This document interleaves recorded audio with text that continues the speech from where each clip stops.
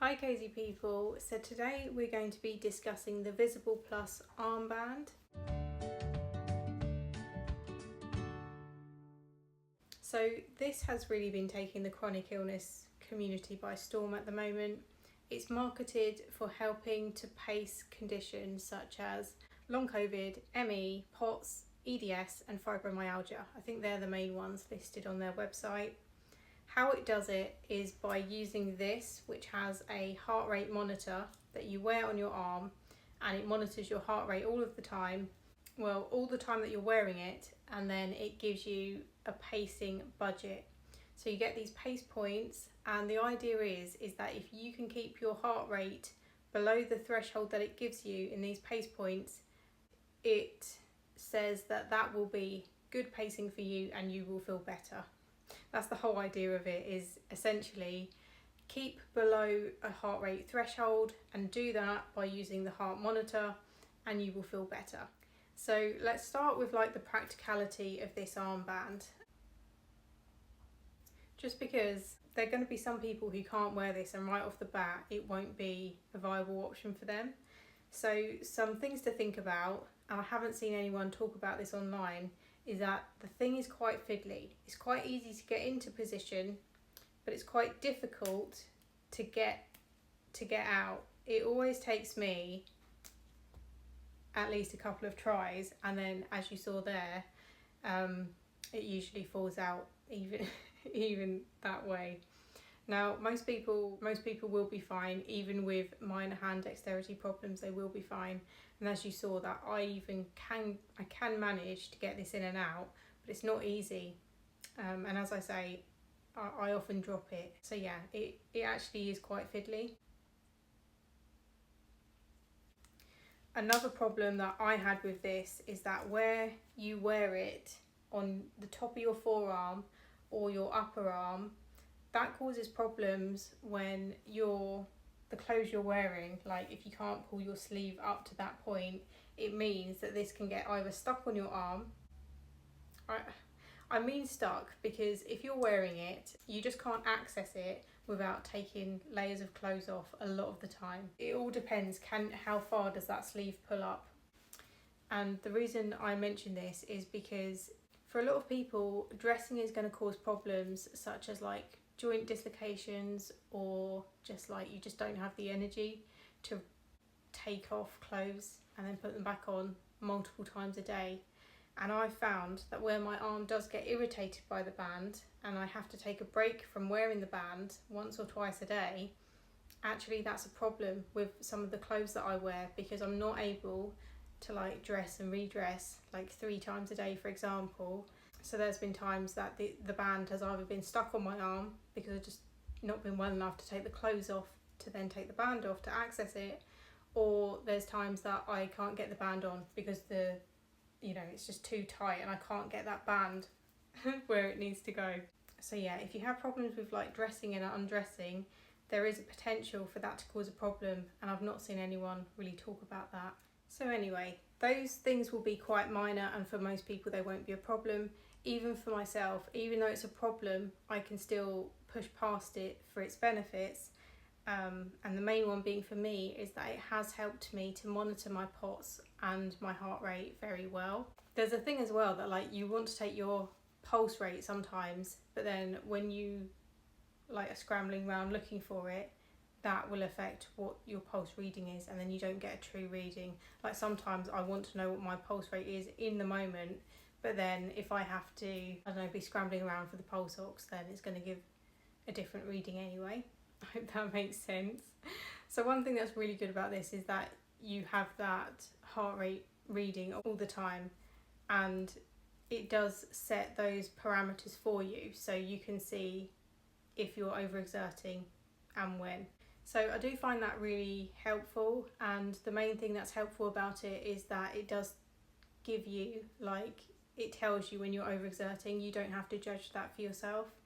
Now that is the main benefit of this, but I have found it to be one of the only benefits, and that's been kind of like disappointing for me, is that yes, this is really good for measuring POTS, tracking POTS, pacing POTS, but it hasn't been good for me for my severe ME at all, to the extent that you can take your heart rate variability with this. You have to manually put it into that mode, which is another thing because you can forget to do it, and it gives you a reading of sort of like your overall health. Heart rate variability is a measurement of like the overall health of your body. However, this is a free feature that you can do without buying the thing. The only problem with that is that you have to hold your finger on your phone, so it takes a bit more energy that way. And it was one of the reasons that I got the armband, because I thought I'll buy this and I'll just set it to take it at a set time every day, my heart rate variability. However, that's not even how the app works. Like, that's not how this works. You still have to manually take the reading. And the only difference is that this is already on your arm, so you don't have to hold your finger on your phone, but you still have to go into your phone and start the reading. And I just think, is that enough to warrant the price of this? Probably not for a lot of people. And as I say, like, included in the cost is the heart rate tracking as well.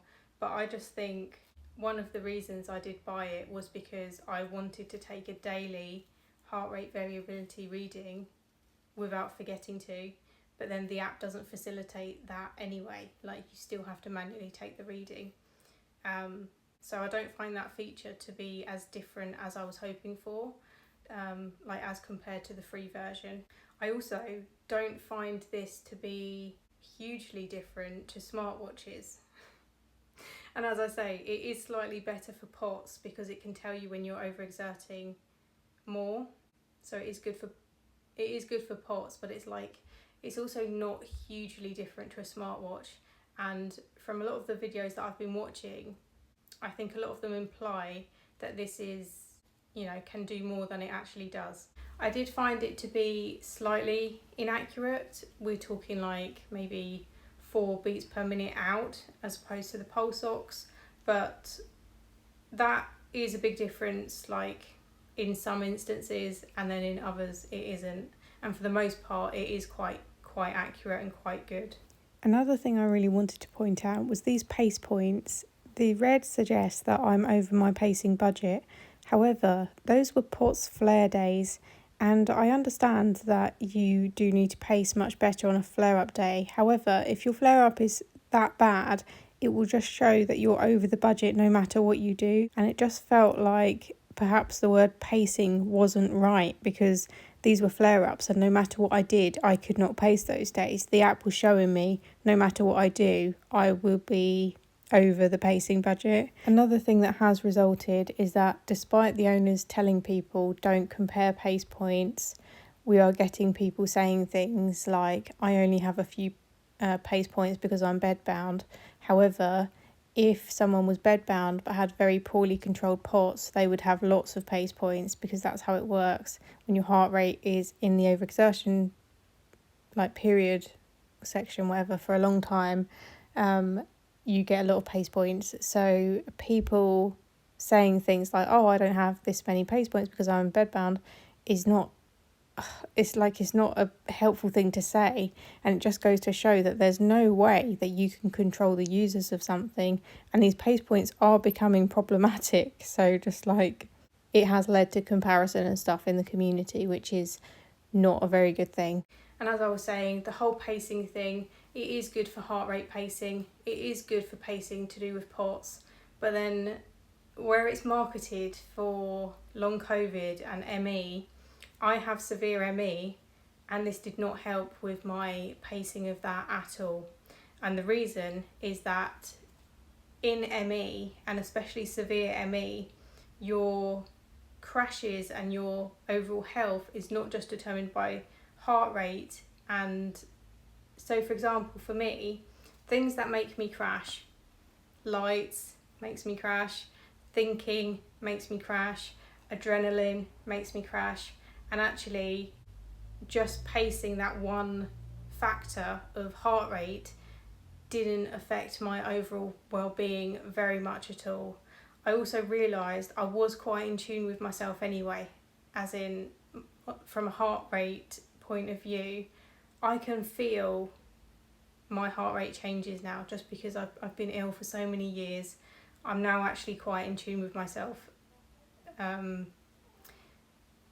I guess the main difference for me is that the app does tell you you're overexerting, whereas normally you'd be less inclined to listen to your body and stop, whereas this is like another person being like, hey, I'm telling you, you really should stop. So it is good for the heart rate pacing and the POTS.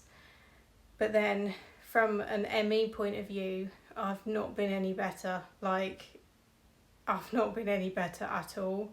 And I've even had days that my HRV, my heart rate variability, so that's like your overall health score, I've had, I mean, for one thing, my best score has been like a 3, which is slightly out of balance. I am always slightly out of balance, if not worse. And for example, a day that I got a good reading for me ended up being one of my most catastrophic health days, because health is actually so much wider than just heart rate for a lot of people, and heart rate variability also. So yeah, it will show in the app that I'm pacing well, but then I will be feeling like extremely ill, because that's just how severe ME is. And as I say, it's because heart rate is quite a big factor in severe ME, but there's also loads of other huge factors. And I think, you know, if my only illnesses were EDS and POTS, I think this would be really good for me. I think I'd be really happy with the progress I was making and what this was doing for me. And I am happy with that, and I am going to continue to use it. But then with the severe ME, I don't feel like I don't think it helps me very much at all. Yeah, it's just like can't pace you properly, because as I say, things like thinking make me really ill. So my job, for example, I can actually, you're not supposed to, but I can do my job by lying in bed in the dark, and I just think through the things that I have to do for work, and then later, you know, type it up. But if I think through it for too long, I make myself really ill. But that would never pick up on here, because my heart rate stays stable. It doesn't pick that up, and it can't pace me. So yeah, I hope that makes sense. And then another thing to bear in mind with this is that in terms of tracking your symptoms, all that actually means is you fill out, it's got like a symptom like dizziness, palpitations, and you just score it every day. Am I 3 out of 10, 4 out of 10? And all it does is compare your scores. So you could argue that you could do that on your own without the software. But again, for some people who do want to, you know, who do think that would be helpful, it's much easier than doing it manually. It is a lot easier than keeping a diary. However, could a diary achieve the same thing? Yeah, it could, because all it is a simple checklist. Those symptoms, yeah, they're just a simple checklist. And I don't use it very much, to be honest, anyway, because it just hasn't helped me. Like, me tracking my symptoms actually doesn't make my symptoms better. Like, it just doesn't for me. Another one, for example, is that one of the measurements it will give you is your sleep quality. And that's because every day you say if your sleep was awful, bad, fair or good, something like that. So you just report what you think your sleep was, and then that's your sleep reading. It doesn't actually track your sleep. And they even say to not wear it at night and to charge it at night. And so that's something to bear in mind. Like, it does say one of the things it like monitors and tracks is sleep, but it actually doesn't. It's just it prompts you to track it yourself, how you think you did. It's all quite subjective, is what I'm saying. And those symptom trackers are quite subjective as well.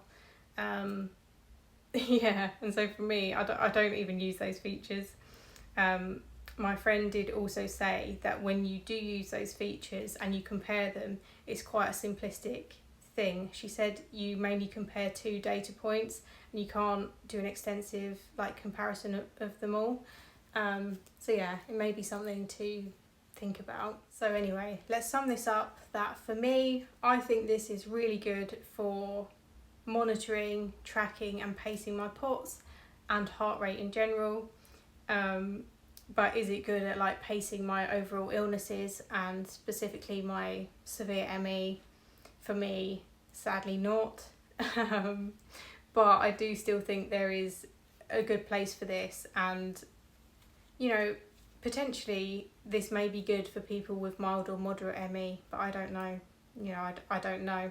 Would it be good for pacing POTS? Absolutely yes. And I think that one is less subjective. I think it is objectively a good tool for POTS. And that's what that's how I would sum this up.